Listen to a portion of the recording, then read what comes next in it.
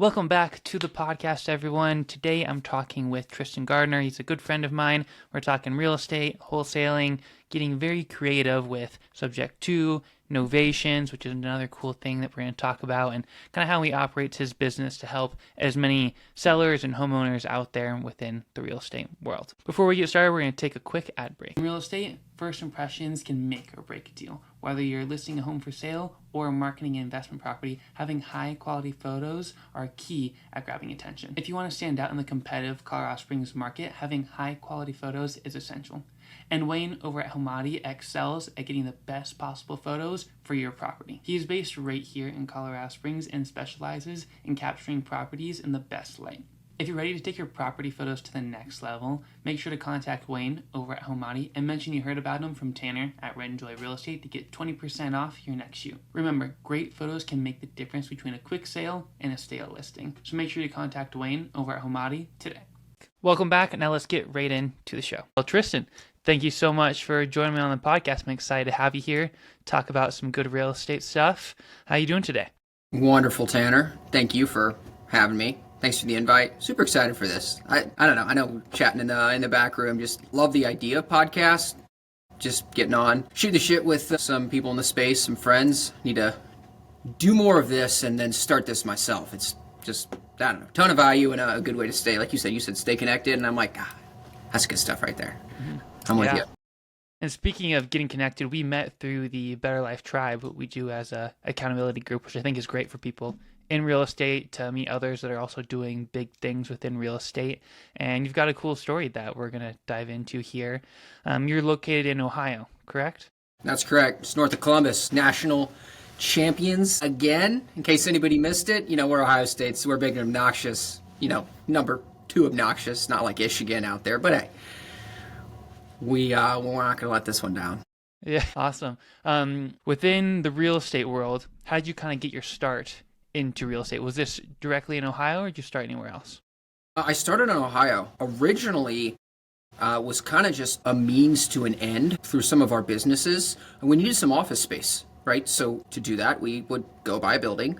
And instead of a live-in flip, right, kind of on the residential side, we had work-in flips where we would get it finished enough to put ourselves in there, but then continue to just renovate the buildings, fix them up, expand them as the team and the business needs expanded. And then we'd outgrow that and then go buy another one. And then we would have a cash flowing asset that we would rent out to other smaller businesses. And we kind of just kept trading up until where we're at now.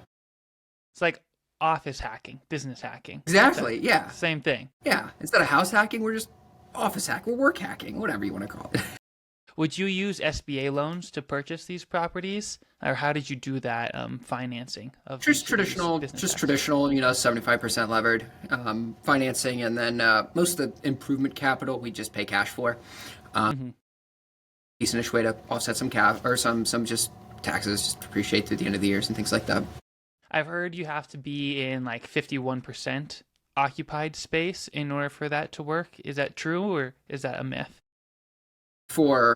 If you are like having your business or office in a property that you're going to be working out of and then renting out the other spaces. No, that's not true. Not true? Okay. I don't believe that's true. Or hey, the feds aren't listening, right? So yeah. It is true. Yeah. Definitely true. Definitely true. Okay. No there. Yeah.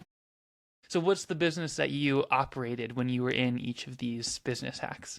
So it started out as, and it still is, Step Mobile. It's our technology company. But from a public-facing perspective, most people know us as Easy Justice. We're a software company. We build a variety of apps, but Easy Justice focuses really solely on the judicial and the law enforcement space. So we have all kinds of different software suites and applications, from all the way down to the software that runs in cars on computers, to a jury selection, to people on probation or supervision, to just court tracking, the schedules, the dockets, the texting, the payments, all that stuff at the courthouse. And that's us, Tanner.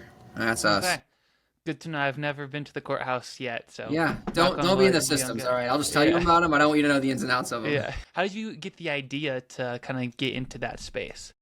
I'm a partner at Easy Justice, so I didn't start any of this necessarily. When I joined, it was just in the probation side. Basically, through our relationships that we had with the different staff and administration at the courts, just touching the probation departments, we were able to expand our reach into all kinds of other areas and deliver software suites for everyone, not just probation. That was my big, focus when I joined was not just being in probation, just specifically in Ohio, but having a very well-rounded suite that can touch all the people we want to serve in all 50 states. And honestly, now across the globe, across the pond over in Europe too, we're looking at some opportunities.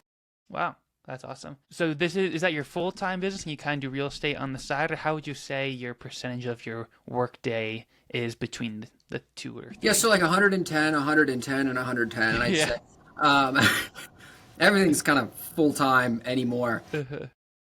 Justice is my main focus for sure, and then real estate, both the rentals we have, the commercial office spaces, the fix and flips, the wholesale, the novation, all that's part-time in comparison to the Easy Justice.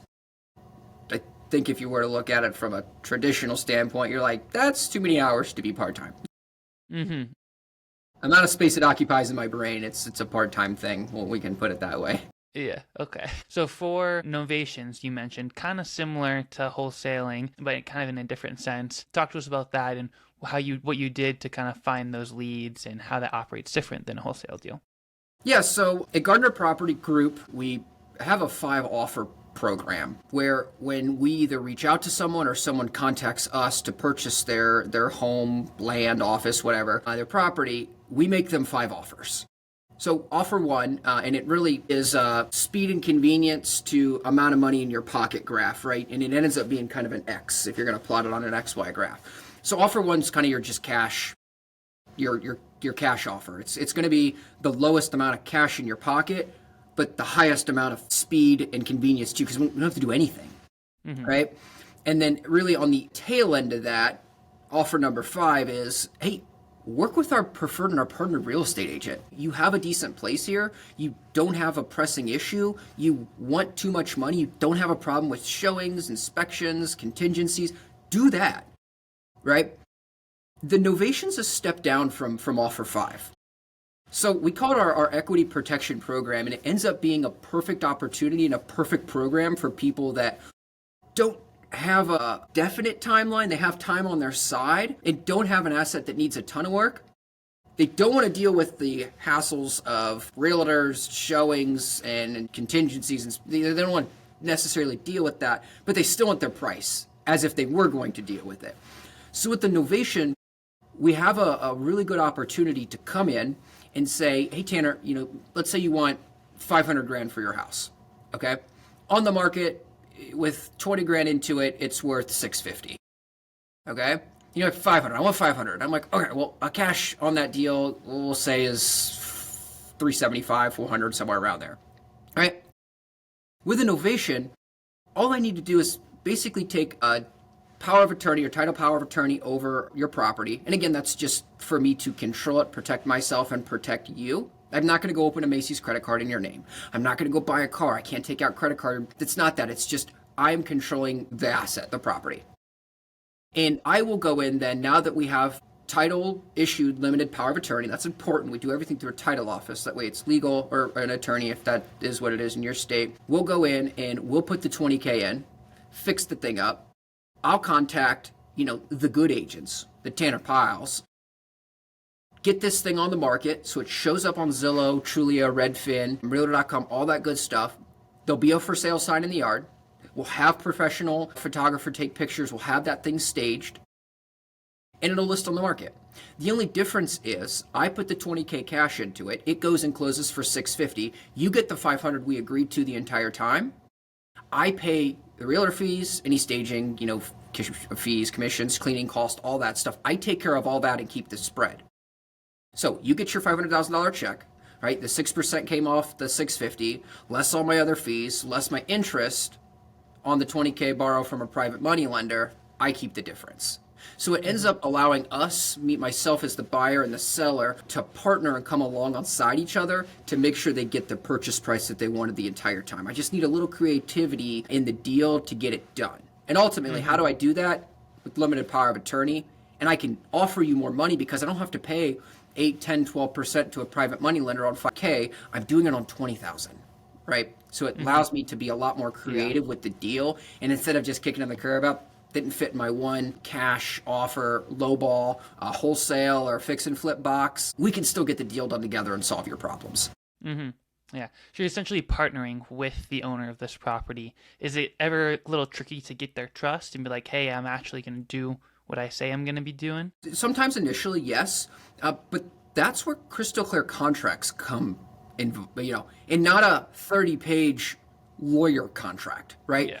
A 2-page contract where, a page and a half of it is disclosures. Tanner, initial here that you'll see this thing pop up on Zillow.com. Initial here that you'll have, people come through and, what's your preferred showing method? Go and show? Do you want it scheduled? Do you want it batched? What do we need to do? And explaining it exactly how I explained it to you and being as open and transparent as how any of those 5 deals work, especially Novations, those cash wholesales, our sub-2 transactions we're doing. You gotta be crystal clear on what's going on, and you gotta make sure expectations are set correctly at the start, right? Me going in and be like, Tanner, I'll buy your house for $300, and you're like, okay, great. If I say, Tanner, is the most important thing to you selling your house to me for $300,000? You're just gonna look at me and be like, well, yeah, no shit. Okay, well, Tanner, if for some reason I can't get you $300,000, would you be okay if I had my friend John come give you the $3K and I maybe make 5 or 10 grand because I gave the deal to John? Would you care as long as you got your 300? I've only ever had one seller say no, but most don't care. It's when you lock a house up for 300 and go sell it to 400, and then you go to the closing and the seller's like, dude, what the hell is this 100K? Who's this going to? Tristan, I thought you were buying it. You got to be transparent from the start. If you're planning to get photos done on your next listing or rental property, don't forget to reach out to Wayne with Homani to get 20% off your next shoot. So our options 2 and 3, is that like a wholesale and fix and flip option right there? Yeah, so option 1's our cash, option 5's our realtor, option 4 is our novation, option 2 is usually some form of seller financing, they be the bank, and option 3 is subject to transaction, so where we'll take over the mortgage payments. I've been doing a lot of those lately. I love sub 2. Some How good are you finding most of these leads? Like, what works for you with all there's so many lead magnets out there on how to get leads. Which ones do you like to use that work best? So I like to take the camera on the front of my phone and walk around talking at properties, right? In some of it, you kind of make into a joke a little bit, like, oh, this just acquired this house. Look, it's fully furnished. It furnished just flipped over, destroyed. There's food everywhere for you, McDonald's bags, just little things. And people be like, oh, I know a place like that. And I'll get some leads through social that way. A lot of lenders through social that way as well. But then also we do a lot of direct SMS, right? Direct text marketing. Yeah. So we're pulling big lists from batch leads. Okay. Bringing them into, we use launch control for all our text campaigns. It's kind of tedious and really expensive, but the deliverability is through the roof. So it's worth every bit of frustration we're putting into it. So a lot of direct text, still doing some mail, right? So postcards, letters, a lot of friend, family referrals, a lot of just driving $4, or hey, we're flipping a house right now and there's one across the street and we'll just check on them, check on the neighbors, got some deals that way, got a plot of land that way. So, a lot of organic stuff. Are you the only team member doing this, or do you have some people that you're hiring out to do the door knocking and answering all these texts to sellers? Yeah, there's a team underneath me, and then I've used some VAs as well to do some of the lower hanging fruit tasks.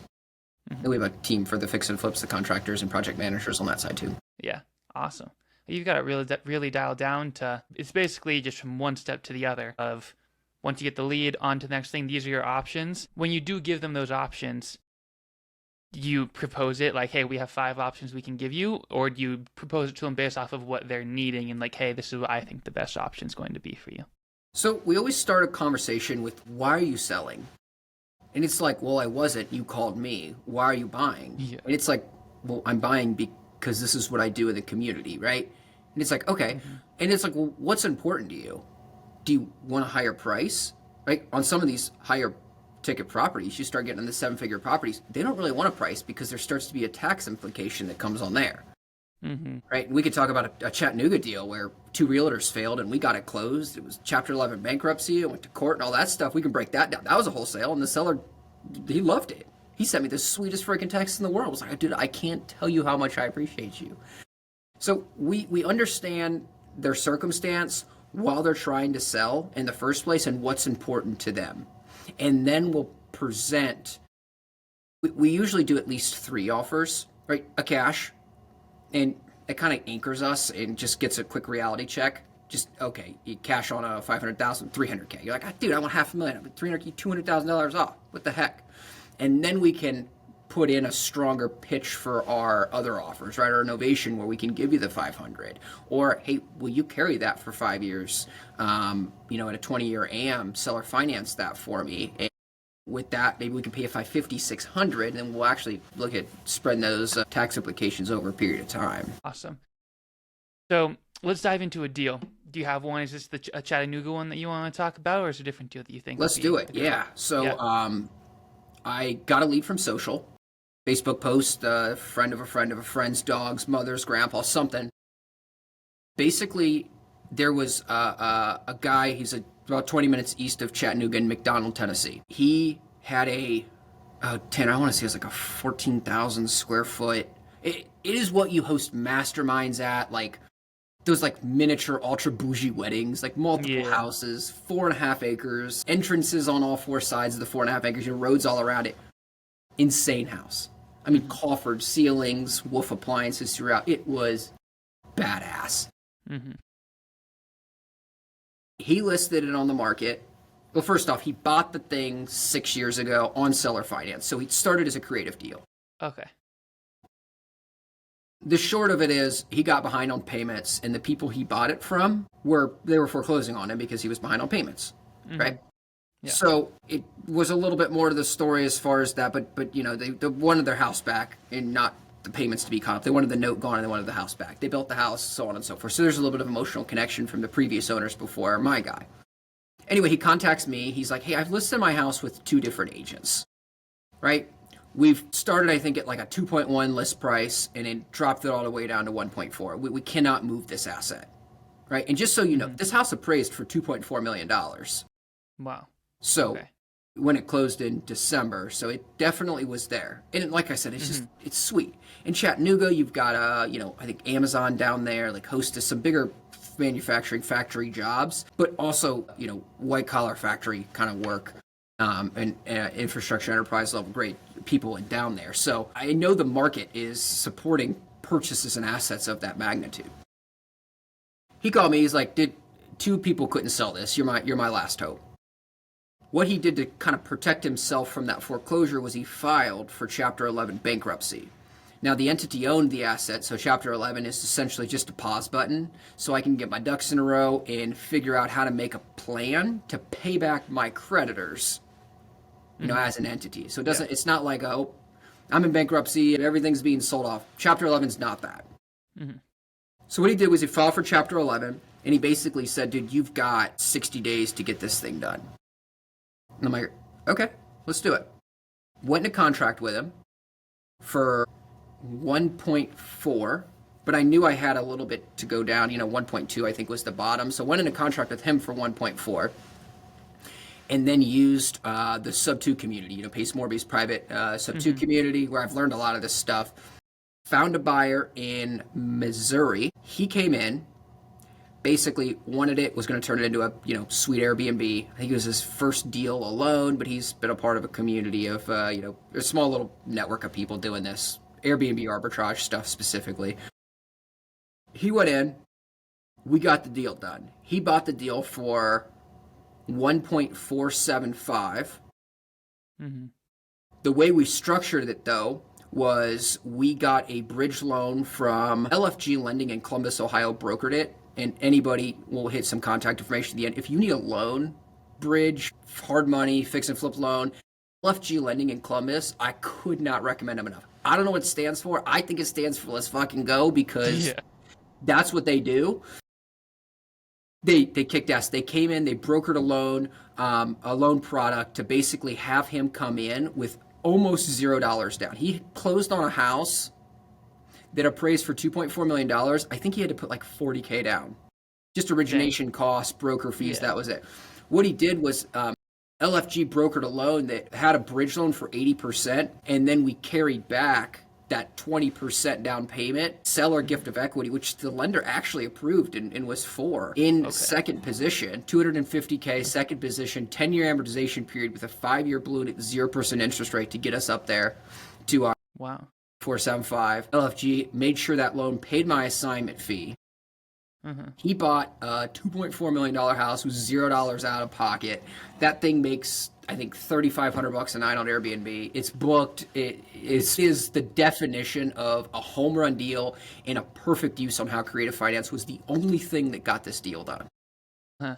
Wow. That's incredible. And the seller, very happy. He's like, thank you for getting it done. Was he disappointed at all because he didn't get as much money as he could have? Or he was just like, thank you, it's done, it's out of here, I don't have to file for bankruptcy? Like, did the bankruptcy thing stop? Yeah. So we Yeah. closed. I appeared in court 4 times as the buyer, which I was, Hmm. and I was representing Yeah. that as I should. I got all my pre-approvals. I put my name, my cash up. Hmm. I put 10,000 in earnest money and my earnest money up. Um, Testified in court that this is what I'm doing. This is where it's going. My capabilities on to close on this deal. Right, here's the cash that I have on hand to take it down if I need. Right, he was through the moon. At the end of the day, we were 3 days, or no, we closed on the day of the final hearing that it was going to get converted to Chapter 7, which is the liquidation of Mm. assets, Yeah.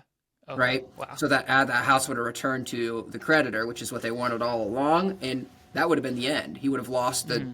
million and something he put in seller finance payments, the 500K he put down. Hmm. So he didn't get as much money in his pocket on day one, but he's going to get the number he wanted the entire time. The creditors are paid back. He's getting a check every single month. Hmm. I got a text. It said, Tristan, I can't tell you how much I appreciate all the work and effort you put into this. You saved my ass, and I know we will do so many more real estate deals together. Looking forward to grabbing a bite to eat when I'm in Ohio next. Thanks again, brother. Love you. Wow. That's awesome. That's what it's really about when you help someone out in real estate. Because a lot of times you're going to get the text or the messages like, hey, piss off, leave me alone, stop bothering me. But then you get something like this and you're like, okay, it was all worth it. Every single bad negative message I got was all worth it just to help this one guy get out of a bad situation. Dude, we're catching a lot of heat right now.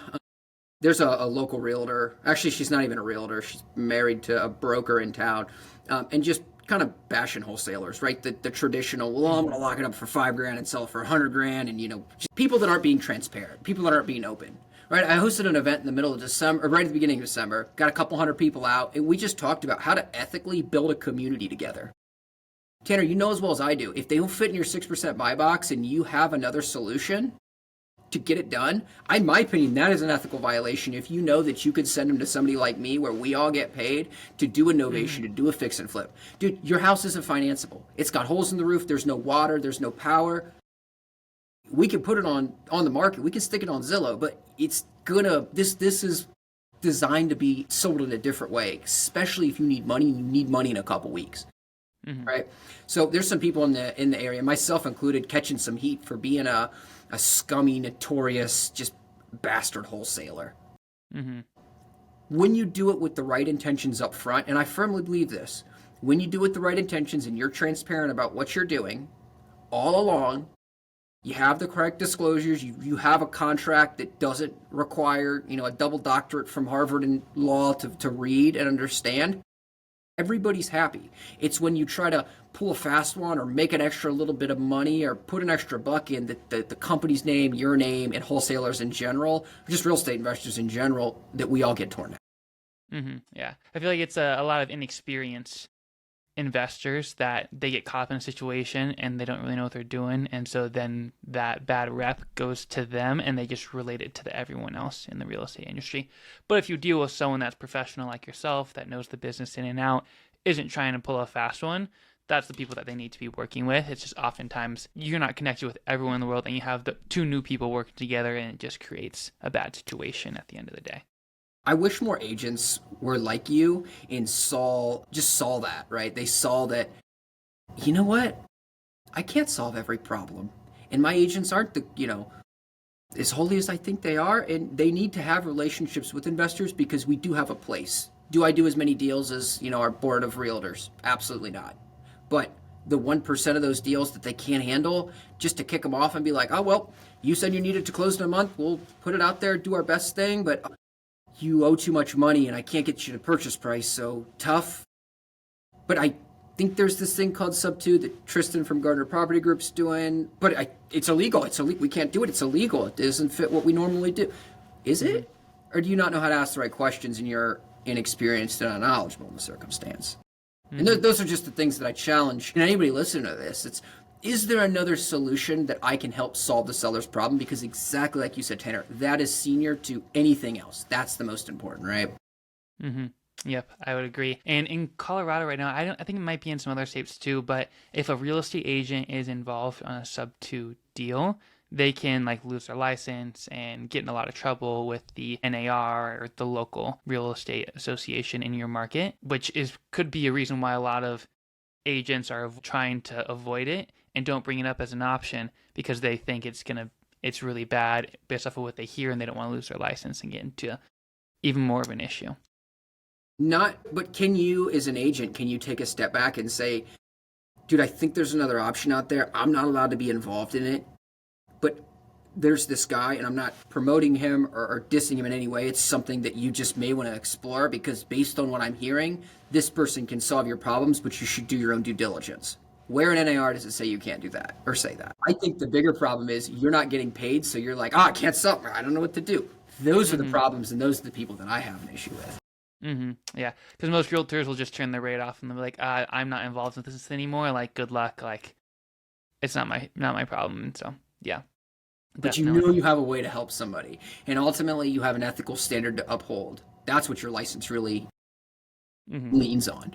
But if you have a way to help them and solve their problems and you don't propose that, in my opinion, that's a bigger ethical violation than trying to guide them through a problem that you know full well will solve the problems and there's legality behind it that actually does protect you where it does make it legal. Awesome. Let me get this straight one last time about the deal. It was owner financing that went to your wholesale to a buyer that came in that got a part owner financing from the owner, and also the bank financed it completely because it appraised at 2.4 and he had to bring next to nothing down on the property, and he was able to turn it into an Airbnb and short-term rented it out, and it cash flows fantastically. Correct? Yeah, you did. So we did have to go off loan to cost. So it appraised for 2.4, but we were in contract for 1.475, so the bank will go off whichever's less. So they went off what we were in contract for, loan to cost instead of loan to value. Okay. Got it. So that's how we got the deal closed. So the bank brought in 80% of the we'll call it 1.5. Seller carried back 250 to get us to the number. But dude, it appraised for 2.4. So he can go pull, 80%, 75% out of that, refi that out in no time. So there's plenty of padding and everything's fine. Yeah. Okay. Awesome. Wow. Yeah.